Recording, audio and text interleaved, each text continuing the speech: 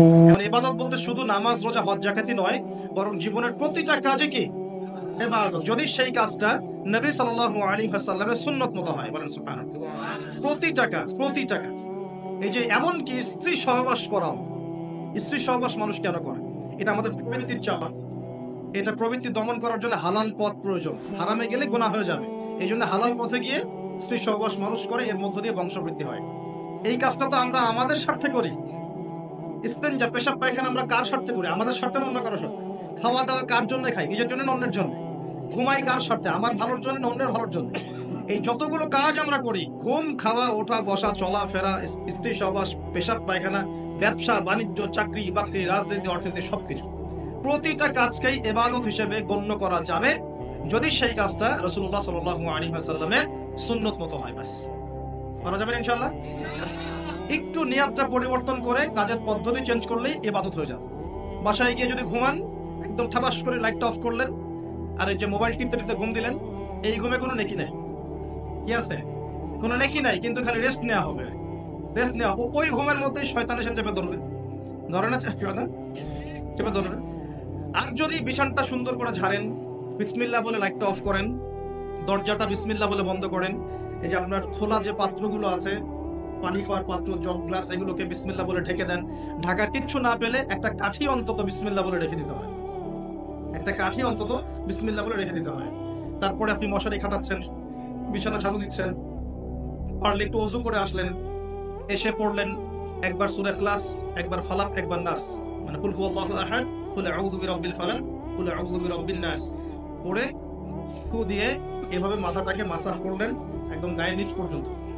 এই কাজটা আরো একবার করলেন, মানে 3 বার করলেন। এরপর আয়াতুল কুরসি পড়লেন, সূরা বাকারার শেষের 2টা বা 3টা আয়াত পড়লেন, যদি সম্ভব হয় সূরা মুলকটা পড়লেন। ওটা পড়ছেন না? ঠিক আছে, 33 বার সুবহানাল্লাহ, 33 বার আলহামদুলিল্লাহ, 34 বার আল্লাহু আকবার পড়লেন। পরে ডান দিকে কাত হলেন, হাতটাকে গালের নিচে রাখলেন, রেখে বললেন আল্লাহুম্মা বিইসমিকা আমুতু ওয়া আহইয়া। কি বললেন? আল্লাহুম্মা বিইসমিকা আমুতু ওয়া আহইয়া। যে কিচ্ছু পারেন না, এত কিছুই পারলেন না, শুধু ডান দিকে কাত হয়ে এখানে গালের নিচে হাত রেখে বললেন আল্লাহুম্মা বিইসমিকা আমুতু ওয়া আহইয়া। এখন আপনি 4 ঘন্টা, 4.5 ঘন্টা, 5 ঘন্টা, 6 ঘন্টা ঘুমালেন। এই যে সময়টুকু ঘুমিয়ে আছেন আপনি, বিশ্বাস করেন এই ঘুমানোর কারণে আপনার আমলনামে নেকি লেখা হবে। ঠিক এভাবেই জীবনের প্রত্যেকটা কাজকে ইবাদতে পরিণত করা সম্ভব যদি আমরা একটা সূত্র মেনে চলি। সূত্র হচ্ছে 2টা। কয়টা? 2টা। এক, সেই কাজটা হবে আল্লাহর সন্তুষ্টির জন্য। কার জন্য? আল্লাহর সন্তুষ্টির জন্য। আর 2, সেই কাজটা হতে হবে আমাদের প্রিয় নবী মুহাম্মদ রাসূলুল্লাহ সাল্লাল্লাহু আলাইহি ওয়াসাল্লামের তরিকা বা সুন্নত মোতাবেক। ব্যাস শেষ। এভাবে আপনি জীবনের যে কোনো কাজ ইবাদত বানাতে পারেন। তাহলে এখন বলেন, 5 ওয়াক্ত নামাজ নবীর তরিকায় পড়া যাবে তো ইনশাআল্লাহ? নবীর তরিকায় নামাজ মানে ধীর স্থির ভাবে নামাজ। আমি এই তর্কে যাব না হাত বাঁধবেন কোথায়, ঠিক আছে? ওই তর্ক সবাই করে না, এই মাসআলাগুলোকে নিয়ে যারা মুফতি আছেন তারা কথা বলেন। আমি মুফতি নই, অতএব এই মাসআলাগুলোকে নিয়ে আমি আপনাদের সাথে কোনো কথা বলছি না। আমি বলছি আপনাদেরকে, নামাজ প্রতিষ্ঠা করা, কায়েম করার মানে হচ্ছে নামাজটা হতে হবে নবীর মতো খুশু খুজুতে। খুশু খুজু কি জিনিস? নামাজটা ধীর স্থির ভাবে হবে। নামাজে কি পড়ছি সেটা বোঝার চেষ্টা করতে হবে। নামাজে কি বলছি আল্লাহর সাথে সেটা বোঝার চেষ্টা করতে হবে। নামাজে রুকুর অর্থ কি, তাসবিহ কি, সেজদায় আমি কি পড়ি, 2 সেজদার মাঝখানের দোয়ার অর্থ কি, তাশাহুদ, দরুদ, দোয়া মাসুরের অর্থ কি, নামাজের সেজদায় আমি বেশি বেশি দোয়া করতে পারছি কিনা, নামাজ পড়েও আমি গোনা থেকে বেঁচে থাকতে পারছি কিনা, এই বিষয়গুলো বেশি ইম্পর্টেন্ট। আমি কি বোঝাতে পারছি? নামাজ ধীর স্থির ভাবে, রিল্যাক্সে, তাড়াহুড়ো নাই, বুঝে বুঝে পড়ার চেষ্টা করবেন। আল্লাহ পাক তৌফিক দান করুন। যারা নামাজ ধরি ছেড়ে দেই তাদের জন্য একটা হাদিস। নবী সাল্লাল্লাহু আলাইহি ওয়াসাল্লাম বলেছেন, মান তারাকা সালাতান মুতাআম্মিদান ফাকাদ কাফার। মনে রাখবেন, নবীজি বলেছেন, কেউ যদি তার উপরে অর্পিত ফরজ নামাজ ছেড়ে দেয়, নামাজ পড়াকে জরুরি মনে করে না, ফাকাদ কাফারা, সে ব্যক্তি কুফরি করলো। বলেন নাউযুবিল্লাহ। নামাজ কি ছাড়বো ভাই ইনশাআল্লাহ? আল্লাহ পাক আমাদের সবাইকে 5 ওয়াক্ত নামাজি বানিয়ে দেন, বলি আমিন। রমজান মাস আসার আগেই নামাজের স্পিড আবার ধরতে হবে, পারবো ইনশাআল্লাহ? আল্লাহ আমাদের সবাইকে কবুল করুন, বলি আমিন। এবং রমজান মাসে সুস্থতার সাথে রোজা রাখার তৌফিক দান করুন। রমজান শব্দটা যখন এসেই গেল, আর দুইটা কথা বলি। রমজান মাসের সবচেয়ে বড় বৈশিষ্ট্য হচ্ছে এই মাসে আল্লাহ পাক কোরআন নাজিল করেছেন। কি করেছেন? এখন সারা বিশ্ব জুড়ে একটা ইস্যু চলছে না, কোরআন ইস্যু, কোরআন পুড়িয়ে দেওয়া ইস্যু, মনে আছে? যে কোরআন পুড়িয়ে দিয়েছে, আমার দৃষ্টিতে তার চেয়ে বড় অধম সেই ব্যক্তি যে মুসলিম পরিবারে জন্মগ্রহণ করেও কোরআন তেলাওয়াত করা শেখে না। হয়তো আমার কথা বুঝতে পারছেন। কোরআন একজন পুড়িয়ে দিয়েছে, যদি আমার ক্ষমতা থাকতো ওর গর্দান নামাই দিতাম, কিন্তু তার চেয়েও বড় অপরাধী আমার কাছে আছে, আমাদের চোখে আছে। কে? যে মুসলিম পরিবারে 20-30-40 বছর থেকে আছে, মুসলিম সমাজে, মুসলিম পরিবারে নামাজে যায়, ইমামদেরকে চেনে, আলেমদের সাথে সম্পর্ক আছে, এরপরেও সে কোরআন তেলাওয়াত করতে পারে না। এ বড় অপরাধী আমার কাছে। কে বড় অপরাধী? এটা লজ্জার না? একটা মুসলিম পরিবারের থেকে আমি কোরআন তেলাওয়াত করতে জানবো না, লজ্জার না? নাকি আপনারা সেই সব শায়েখ হতে যাচ্ছেন যে কোরআন তেলাওয়াতও করতে জানে না, বাহাসের জন্য ডাকে মানুষকে?